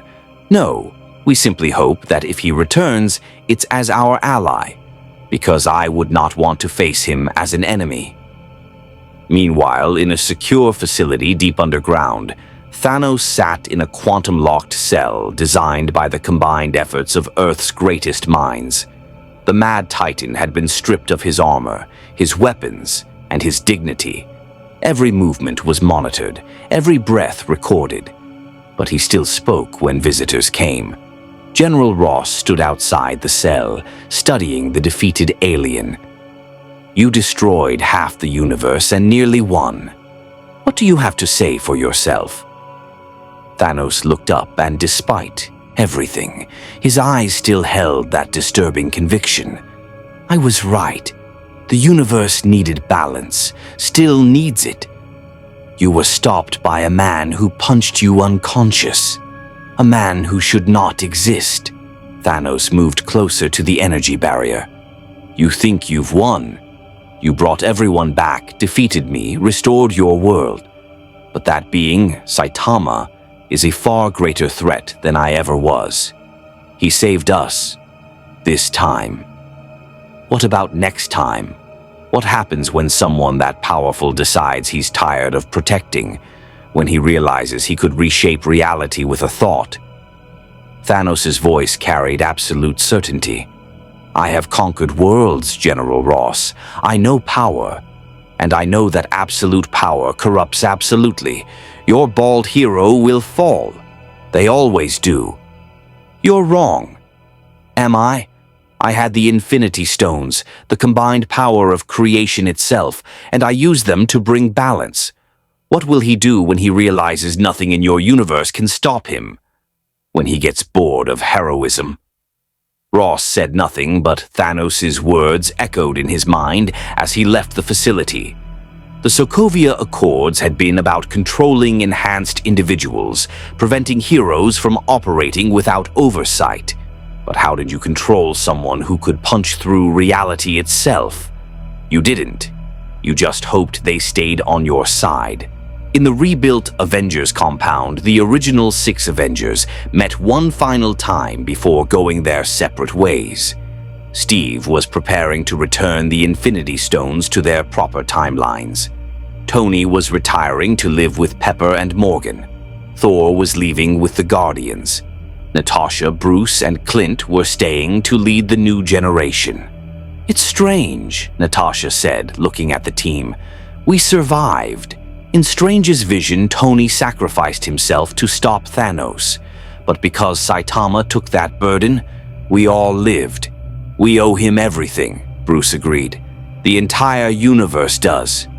"Do you think he knows that?" Clint asked. "He seemed so detached, like saving the universe was just another Tuesday." "Maybe for him it was," Tony said. "Mantis read him, said he was desperately lonely. Can you imagine being so powerful that nothing challenges you, nothing threatens you, nothing makes you feel alive?" Steve looked at the team. "We were lucky. He could have done anything, demanded anything, and we'd have been powerless to stop him.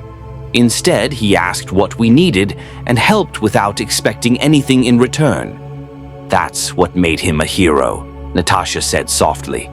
"Not the strength, the choice."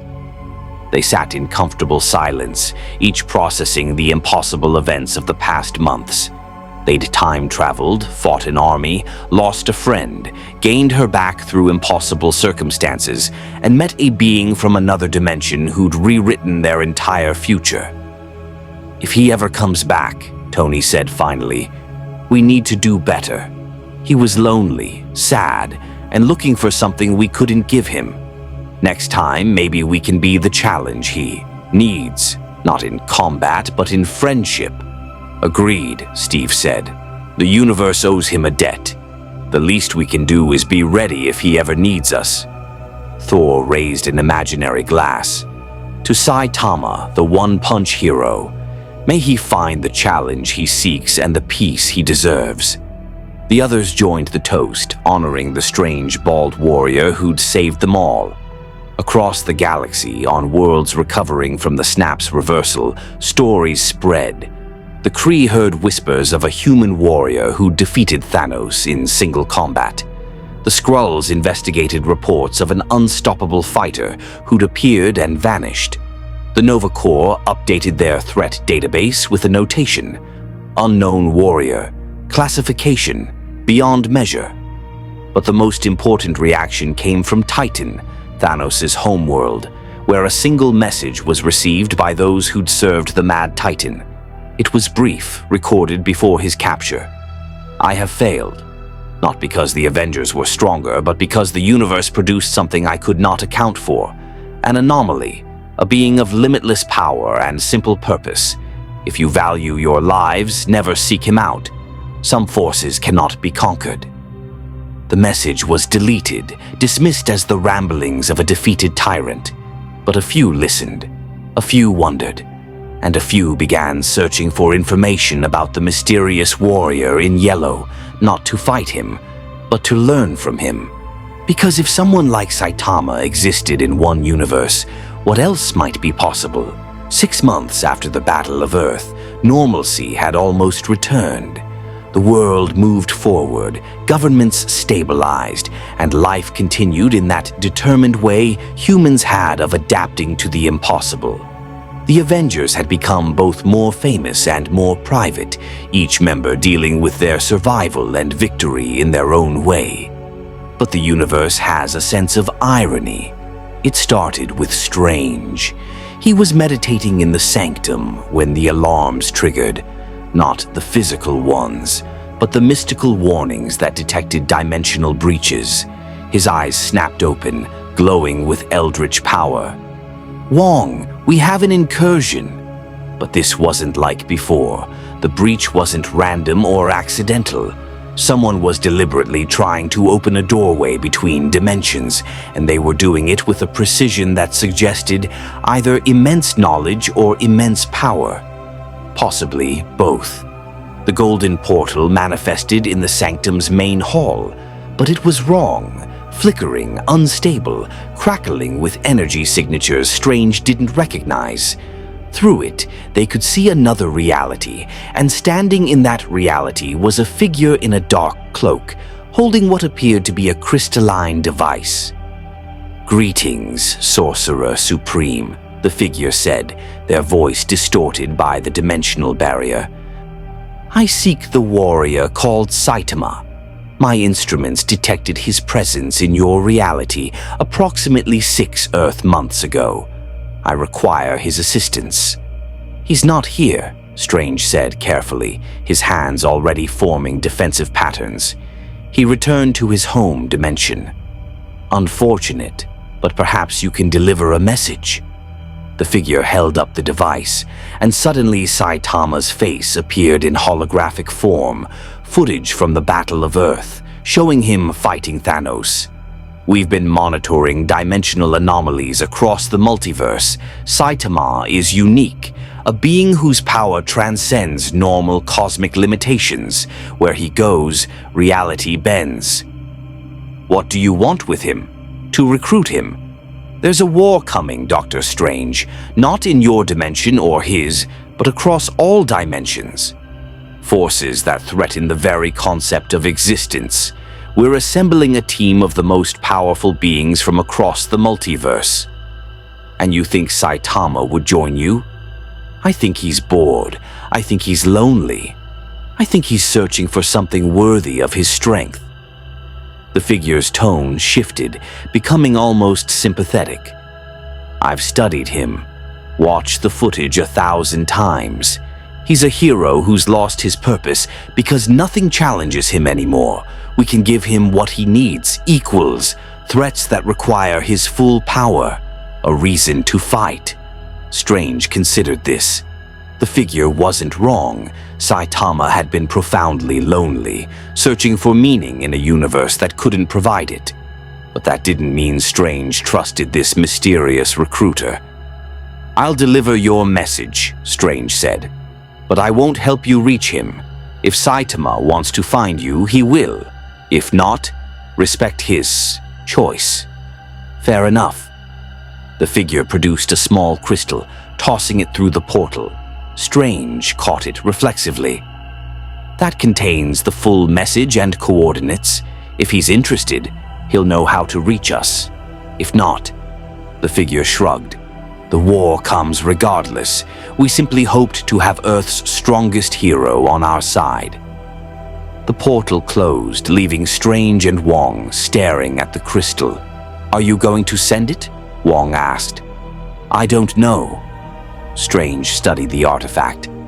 On one hand, Saitama deserves to know there are others like him, beings of immense power searching for purpose. On the other hand, we'd be potentially recruiting him into a conflict we don't understand. But it's his choice to make, not ours.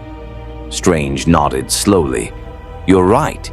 He's not our responsibility, and we don't have the right to make decisions for him. But we need a way to reach his dimension. That's when Tony Stark walked in, having been summoned by Friday when the dimensional breach triggered global sensors.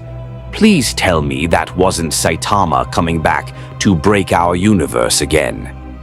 Worse, Strange said. Someone looking for him. Someone who knows about the multiverse and is assembling a team. A team of what? Beings like Saitama. Cosmic-level threats turned heroes, or possibly heroes turned threats. The message wasn't clear on that point. Tony processed this. So what? There's a multiverse Avengers initiative and someone wants our overpowered bald friend to join up. Essentially, are we telling him? That was the question. They debated for hours, bringing in the other Avengers, discussing ethics and responsibility and the right to self-determination. In the end, they reached a consensus. Saitama deserved to know, but the choice had to be completely his. Strange spent 3 days constructing a portal to Saitama's dimension, not to bring him through, but to send a message. It was delicate work, threading a communication through the dimensional barriers without destabilizing them again. Finally, he opened a tiny window between realities, just large enough to transmit data. The crystal's message translated itself into Saitama's language, appearing as text in the hero's apartment while he sat eating dinner and watching TV. Saitama stared at the floating holographic text, ramen halfway to his mouth. Huh. Master! Genos burst from the bathroom where he'd been performing maintenance. There's an interdimensional communication breach. We must evacuate immediately. It's fine, Genos. It's just a message. Saitama read through the text, which explained everything. The mysterious recruiter, the multiverse war, the team being assembled, and the invitation to join. At the bottom was a personal note from Strange. The choice is yours. You don't owe us anything. But whatever you decide, know that Earth remembers what you did. You'll always have allies here. Stephen Strange. Saitama set down his ramen. For 6 months, he'd been back to his normal life, fighting monsters, grocery shopping, dealing with Genos's dramatic proclamations. It was comfortable, familiar, safe, and utterly, completely boring. What does the message say, Master? Someone wants me to join a team, fight in some big war across different universes. Saitama stared at his gloved hand, remembering the feel of the Infinity Gauntlet, the satisfaction of fighting alongside the Avengers, the brief moment when he'd felt like part of something larger. Will you go? That was the question, wasn't it? He could ignore the message, continue his life in City Z, remain the strongest hero in his world with nothing to challenge him. Or he could step through whatever portal they'd create, find these other powerful beings, and maybe, finally, find someone who could give him a real fight. I don't know, Saitama admitted. It sounds interesting, but also complicated, and I'm not great with complicated.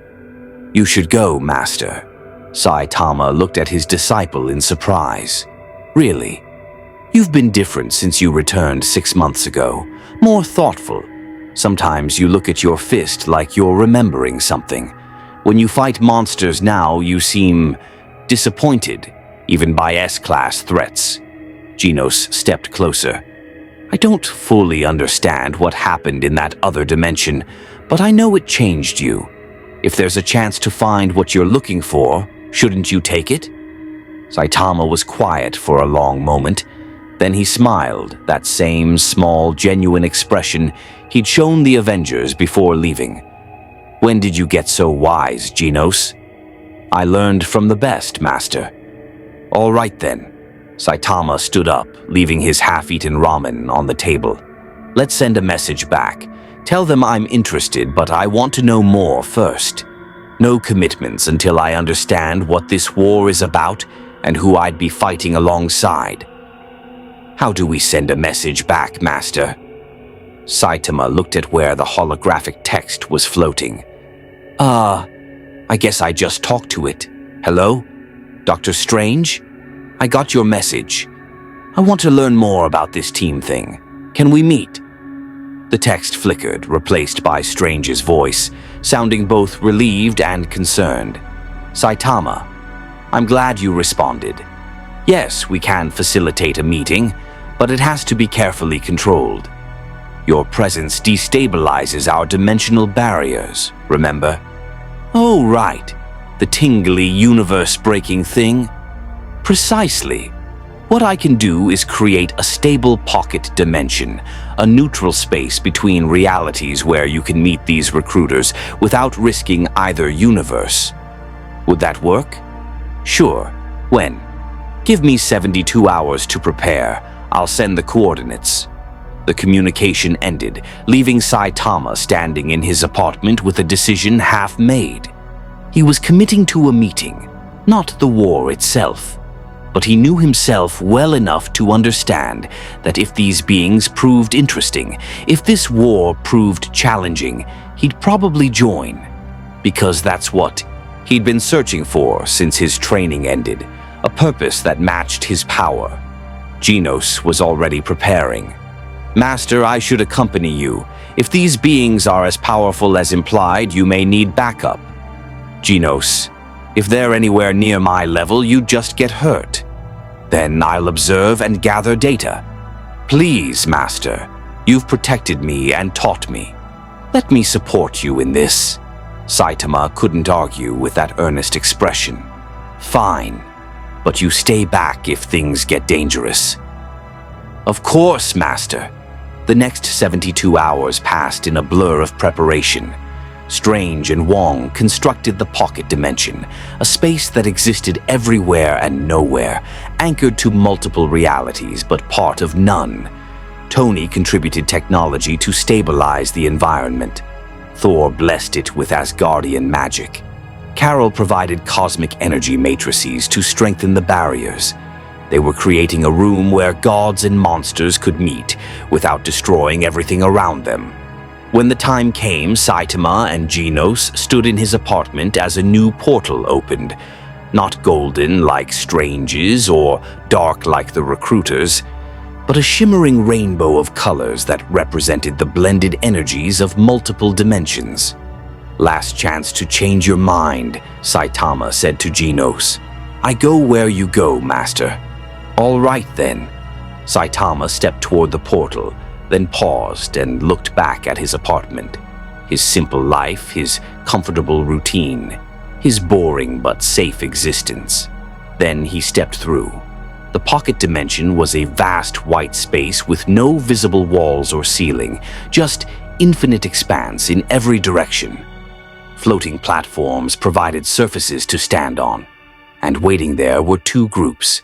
On one side, Dr. Strange, Wong, Tony Stark in his armor, and Captain America representing Earth.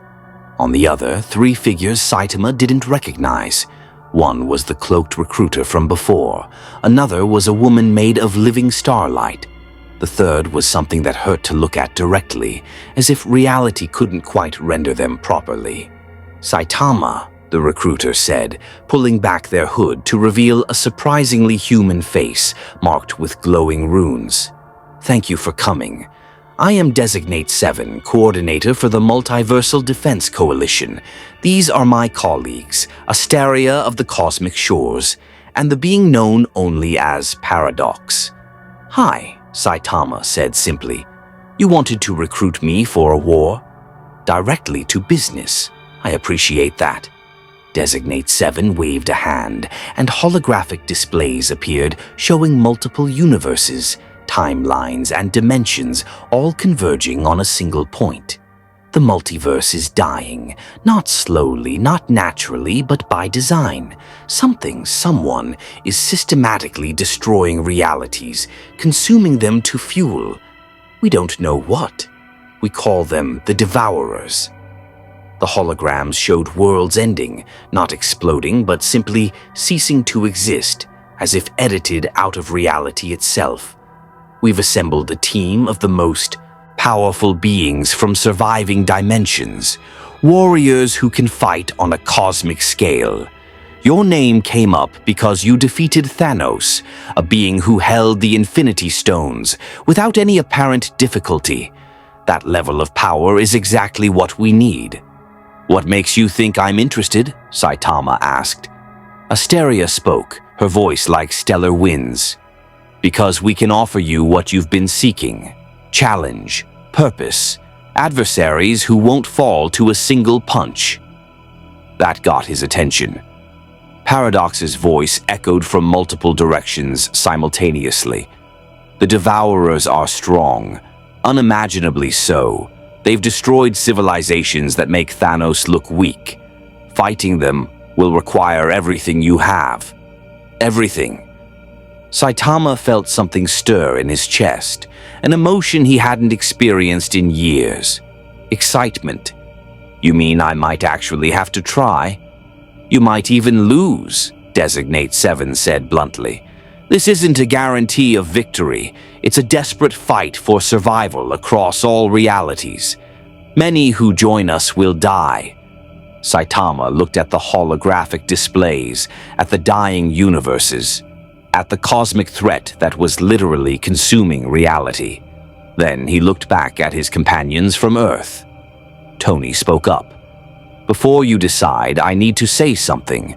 You don't owe us anything, but Earth just got back on its feet. If you leave to fight this war, we'll have to defend ourselves with what we have. Can you do that knowing we might need you? That's not fair, Stark, Steve said quietly. No, but it's honest. Saitama considered this. Dr. Strange, how long until these Devourers reach Earth? Strange's expression was grim. At their current rate of consumption, decades, maybe centuries, they're far away. For now. Then Earth has time, and you have heroes. Saitama turned to Designate 7. I'll join your team, but on 2 conditions. First, if Earth, either this one or mine, is directly threatened, I get to go back and defend it. No questions. Agreed. Second, I want to know everything about these Devourers, their powers, their weaknesses, why they're doing this. I don't fight for people who keep secrets. We'll tell you everything we know, which, admittedly, isn't much.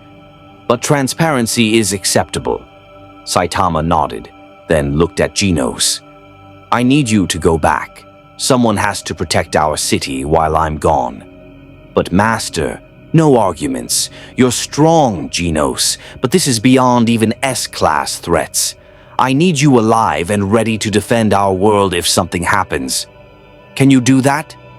Genos straightened, saluting. Yes, Master. I'll protect our city, and I'll be ready for your return. Good. Saitama turned back to the recruiters. All right, I'm in. When do we start? Designate 7 smiled. Immediately. We have 3 other recruits to collect, then we head for the front lines. Welcome to the Multiversal Defense Coalition, Saitama. Your war is about to begin. As Genos was sent back through the portal to their dimension and the Earth heroes returned to their reality, Saitama stood with his new allies in the pocket dimension, looking at the holographic map of dying universes. For the first time in years, he felt something other than boredom. He felt ready. The portal closed behind the Earth heroes, leaving Saitama alone with the Multiversal Defense Coalition in the pocket dimension. Designate 7 pulled up new displays showing battle plans, dimensional coordinates, and profiles of enemies that actually looked threatening. "Your first mission is reconnaissance," 7 explained. "We need to understand how the Devourers operate, what their weaknesses might be if they even have any. You'll be paired with veteran coalition members who know the territory." "Sounds good," Saitama said, studying the holographic enemies. They looked dangerous, massive, reality warping, and utterly alien. Maybe one of them could finally give him the fight he'd been craving. But as he prepared to embark on this new mission, part of his mind remained with Earth, with the Avengers who'd fought beside him, with Genos, who'd become more than just a disciple, with the universe he'd saved not because he had to, but because it was the right thing to do. Asteria noticed his distraction, having second thoughts. "No, just thinking about the people I'm protecting, both my Earth and theirs." He clenched his fist, feeling the familiar power thrumming beneath his skin. "I've been bored for so long, going through the motions of being a hero without feeling like it mattered. But meeting the Avengers, fighting Thanos, saving their universe, it reminded me why I started this in the first place." "Why did you?" Paradox asked, their voice curious. "Because a kid with a butt chin convinced me that heroes who save people because they want to, not because they have to, are the coolest." Saitama smiled slightly. "I wanted to be that kind of hero, strong enough to save anyone with a single punch. And now? Now I'm going to be that hero across multiple universes. The Devourers are destroying realities. That means destroying people, families, entire worlds full of stories and dreams and lives. I can't let that happen." Designate 7 looked at him with new respect. "You understand that this might be your final mission. The Devourers have killed beings as powerful as you claim to be." "Then I guess I'll finally find out if I have a limit." Saitama cracked his knuckles, that old familiar gesture before a fight.